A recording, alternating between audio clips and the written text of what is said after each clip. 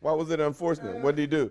Did he punch you? He didn't want to talk about the issue, and he got pretty annoyed about it. And you share a similar view to him from the interviews that I've read, in that you've said you don't think there's any link between movie violence and video games and real life gun crime. Is that what you think, and if so, why? Well, I actually grew up playing with guns. I mean, we had toy guns. We had toy guns. If Christmas was not Christmas, if I didn't get a new toy gun, a cat pistol or something. And we shot at each other. We chased each other with these guns. We did all this stuff. And none of my friends ever shot anybody. We also had real guns in my house.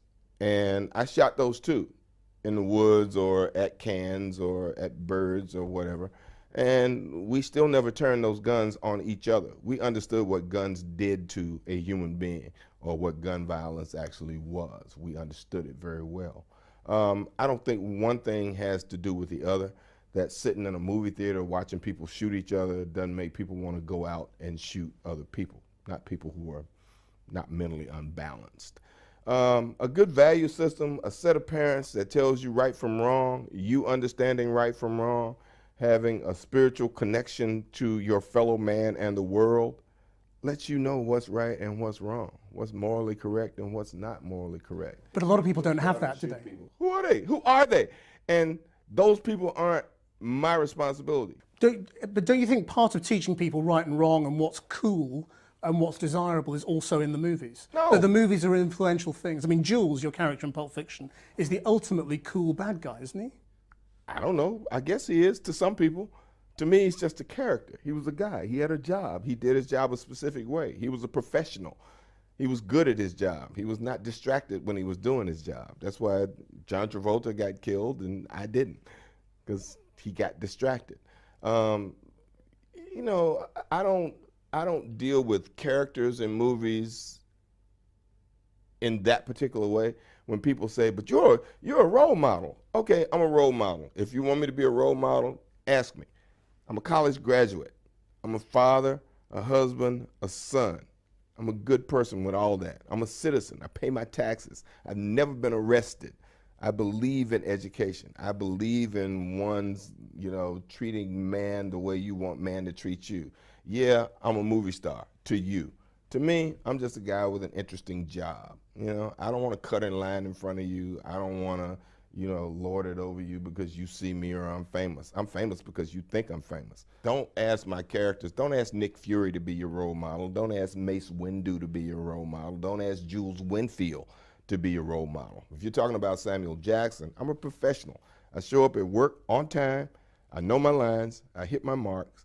And I treat the other actors and the crew members with respect.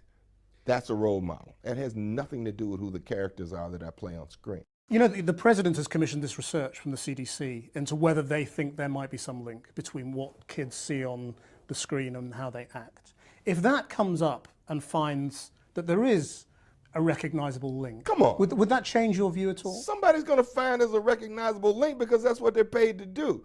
Take that money and give those kids some spiritual training.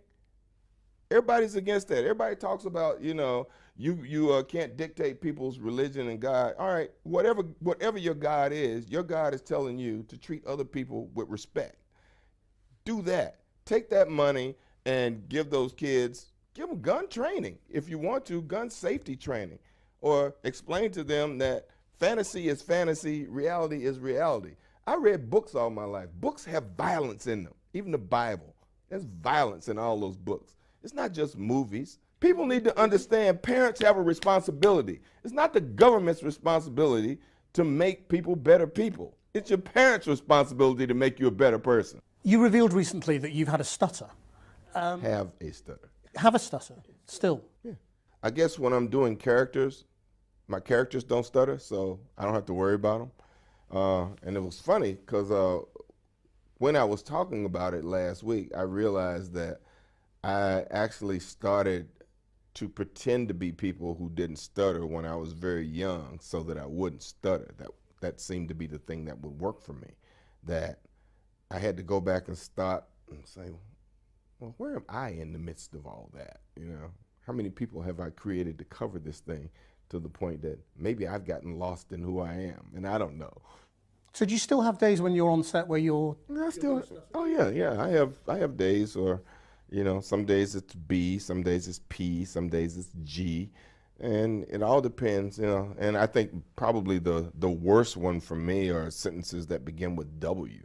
I have W days a lot. So the first thing I have to say is what, when, why, or whatever, depending upon the level of intensity and where we're trying to go. I'll get caught up with woo, woo, woo, and it just gets me. And I'll start trying to do that Porky Pig thing, thinking of an alternate word, but there aren't a lot of alternate words for why. Samuel L. Jackson, thank you very much indeed for joining us.